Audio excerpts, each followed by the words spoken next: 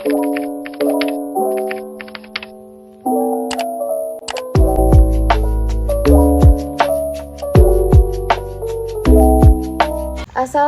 warahmatullahi wabarakatuh. Perkenalkan, nama saya Azira Caisadija dengan NIM 2004287 dari jurusan Ilmu Administrasi Negara. Pada kesempatan kali ini, saya akan memaparkan materi yang berjudul Manfaat Etika Administrasi Negara dalam memperlancar peranata-peranata pembangunan. Baiklah, yang pertama saya akan membahas tentang manfaat etika. Ada beberapa manfaat etika. Yang pertama, etika bisa dikatakan sebagai jembatan antar nilai satu dengan nilai lainnya. Sebagai contoh, arti budaya dan nilai agama. Dengan adanya etika, maka dua hal ini akan bisa jadi suatu kesatuan, kebiasaan yang melekat di dalam masyarakat, tanpa ada pihak yang merasa dirugikan sekalipun. Dengan begitu, itu menunjukkan bahwa etika dikatakan mampu sebagai jembatan antar nilai agama dan budaya. Yang kedua, etika bermanfaat sebagai pembeda antara yang baik dan yang buruk. Etika yang telah melekat pada diri individu lambat laut akan membuat individu tersebut mengetahui dan memahami secara penuh terhadap hal atau sesuatu yang ada di sekitarnya. Pemahaman yang dimaksud di atas adalah sesuatu yang dianggap baik dan buruk. Apabila individu sudah dapat membedakan yang baik dengan yang buruk dan melakukan segala sesuatu sesuai dengan norma atau aturan yang berlaku, etika akan menjadi suatu pedoman di mana individu itu mampu menerapkan sesuatu tersebut. Yang ketiga, etika bermanfaat untuk menjadikan individu memiliki sikap kritis. Etika yang sudah lama tertanam pada diri individu membuat dirinya lebih kritis dalam menghadapi sebuah kondisi dan situasi. Individu tersebut tak hanya pasrah pada keadaan, melainkan ikut memikirkan jalan keluar atau solusi yang tepat. Etika akan membuat individu menjadi pribadi yang tidak mudah terpengaruh karena tentunya dirinya akan mempertimbangkan perasaan dengan pikirannya. Hal yang utama adalah individu tak akan melakukan sesuatu atas keinginannya sendiri atau gegabah. Yang keempat, etika bermanfaat sebagai suatu pendirian dalam diri. Etika bisa dijadikan sebagai pedoman dalam bertindak atau dalam menjalani sesuatu hal. Individu yang paham betul akan etika tentu akan berperilaku sesuai tata aturan yang berlaku, tanpa dirinya merasa terpaksa. Hal ini bisa dikatakan akan mempengaruhi pendirian individu atas pemahaman etika yang ada di dalam masyarakat. Yang kelima, etika bermanfaat untuk membuat sesuatu sesuai dengan peraturan. Etika akan membuat individu memperlakukan individu lain sesuai dengan kadarnya. Artinya, individu tersebut akan dihukum sesuai dengan kesalahan yang ia lakukan. Apabila ia melakukan kesalahan kecil, hukuman yang diberikan akan ringan. Sebaliknya, apabila dirinya melakukan kesalahan yang besar, hingga kesalahannya fatal, hukuman yang diberikan kepadanya cenderung berat. Yang keenam, etika sebagai bentuk pengorbanan sedikit kebebasan dalam dirinya. Peraturan yang ada di dalam suatu kode etik telah disetujui bersama akan membuat individu tak dapat berbuat seenaknya sendiri. Semua peraturan yang telah disepakati harus dipatuhi dan tidak boleh dilanggar. Karena apabila individu tersebut melanggarnya, tentu akan dikenakan sanksi sesuai dengan peraturan yang berlaku. Yang ketujuh, etika dapat membantu dalam menentukan pendapat. Di dalam suatu forum diskusi, tentu ada etika dalam mengemukakan gagasan atau pendapat.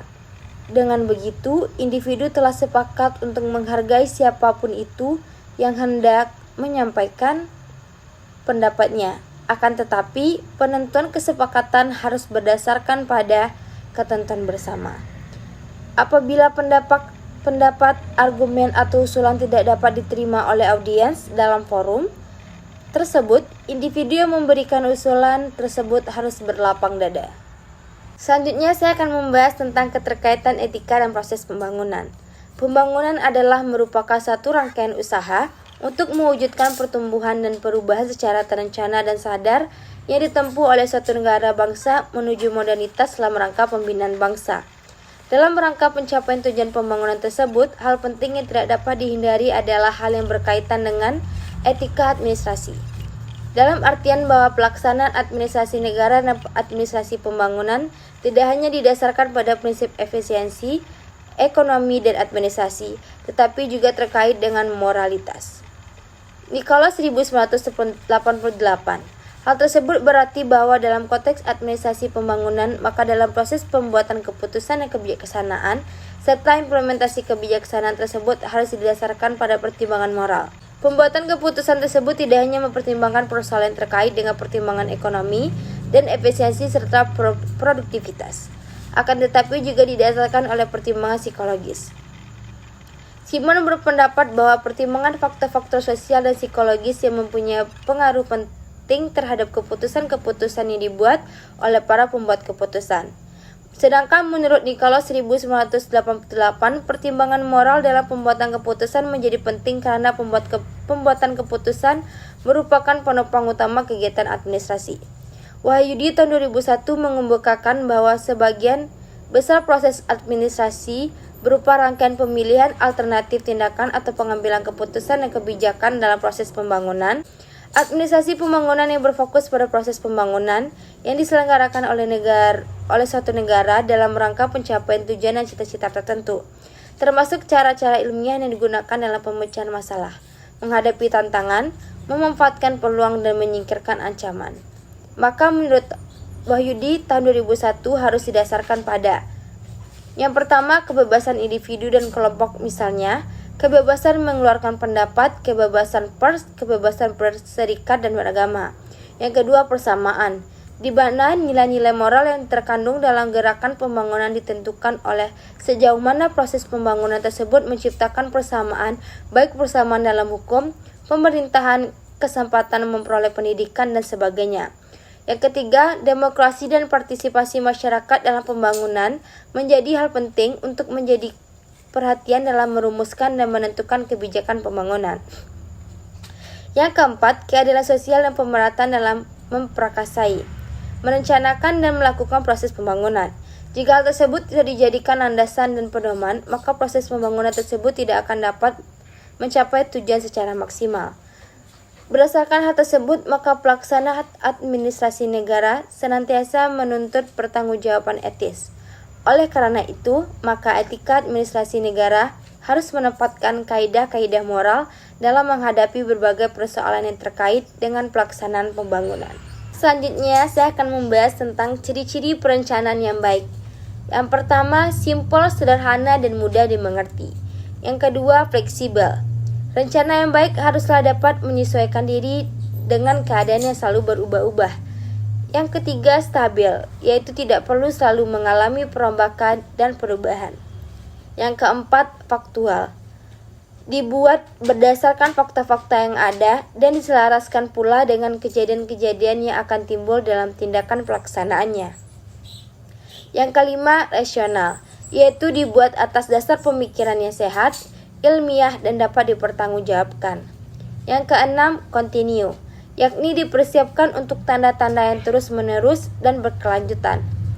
Yang ketujuh, dinamis. Salah satu ciri perencanaan yang baik apabila sifatnya dinamis. Perencanaan dibuat dan dipersiapkan untuk memikirkan peningkatan, perbaikan, dan pembaharuan dalam pencapaian kemajuan dan kesempurnaan pada masa yang akan datang. Yang kedelapan, praktis dan pragmatis. Artinya, planning mampu dilakukan dan dicapai serta dapat mendukung program organisasi. Yang kesembilan, akurat. Artinya, dibuat secara terperinci dan mendetail dan dirumuskan segala aspek organisasi, tata kerja, metode kerja, penggunaan tenaga kerja, pembiayaan, jadwal waktu, target hasil, dan sistem pengawasan. Yang ke-10, sistematik. Artinya suatu perencanaan itu dipandang baik apakah susunannya teratur baik. Itu saja yang bisa saya sampaikan pada kesempatan kali ini. Jika ada kata-kata saya yang salah mohon dimaafkan. Assalamualaikum warahmatullahi wabarakatuh.